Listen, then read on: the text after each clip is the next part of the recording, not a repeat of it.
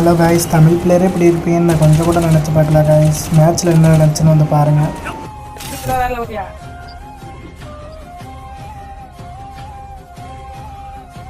Free Fire India.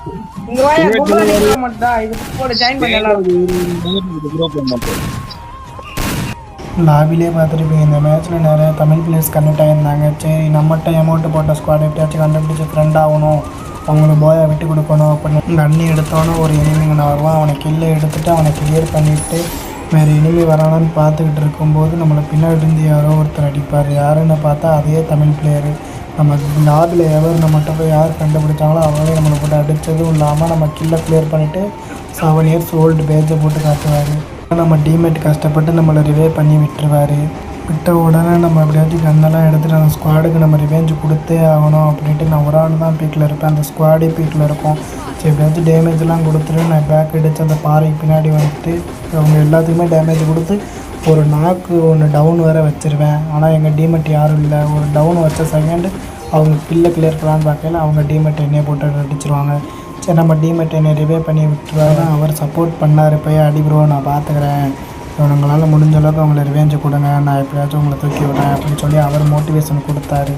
சரின்ட்டு ஒரு கில்லை இங்கே நம்ம கிளியர் பண்ணிவிட்டு மறுபடியும் அதே இடத்துக்கு போயிடுவேன். அந்த பீக்கிட்டே அதே ஸ்குவாட் 4 பேருமே அதே இடத்துல தான் இருப்பாங்க. சரி, எப்படியாச்சும் நம்ம ஸ்குவாடை முடிச்சே ஆகணும் அப்படின்ட்டு மறுபடியும் ஃபுல் டேமேஜ் கொடுத்துட்டேன். ஆனால் ஒரு பையன் துரத்திட்டு வந்துடுவார்.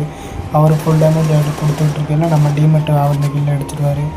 சரி, நீ ஏறு ப்ரோ, நான் உனக்கு பேக்கப் கொடுக்குறேன் அப்படின்னு நம்ம டீமெட்டு சொல்லவும் சரி நம்மளும் ஏறுவோம் அப்படின்ட்டு 400 கிலோவில் போட்டு ஏறுவேன். ஏறி பார்த்தா 4 பேருமே அங்கே தான் இருக்காங்க அப்படின்னு சொல்லுவாங்க. சரி, நம்ம ஏகேயில் ஒரு டவுன் வச்சுருவேன். ஏகேயில் நல்லா அடிச்சு பிடிச்சி ஒரு டவுன் வச்சுருவேன். சரி, ஏறு ப்ரோ அப்படின்னும் நானும் உள்ளே போகலாம், சரி வாங்க எல்லாமே ஏறுங்க அப்படின்னு சொல்லி ஏறி உள்ளே போவோம். உள்ளே போய் பார்த்தா தான் தெரியும் அவங்க ஸ்குவாடே எங்கே தான் இருக்காங்கன்ட்டு. சரி, குளோவில் ஓட்டத்துக்கு நம்ம எப்படியும் தாண்டி மேலே பிடிச்சி உள்ளே போவோம் அப்படின்ட்டு நான் உள்ளே போவேன். உள்ளே போய் பார்த்தா மேக் வச்சுருந்தேன். அவங்க என்கிட்ட வச்சு 2 பேருமே அடித்து அழுத்தி பிடிச்சி நம்ம முடிச்சிடுவாங்க. அப்படியே லாஸ்ட் ஜோனும் வந்துடும். 2 பேர் இருக்கும், அதுலேயும் ஒருத்தர் நாக்காகிடுச்சு. நம்ம ஒருத்தர் மட்டும் என்ன பண்ண முடியும்? நமக்கு அப்பப்போ வேறு 999 போயிட்டு இருந்துச்சு. சரி, இங்கே ஒரு எனிமி வந்தாச்சு மேலே. சரி, டபுள் பேரில் 2 அடி போட்டேன், 2 அடி போட்டேன். சரி, 3வது அடி போட்டேன், டீமோயிப் ஆயிடுச்சு.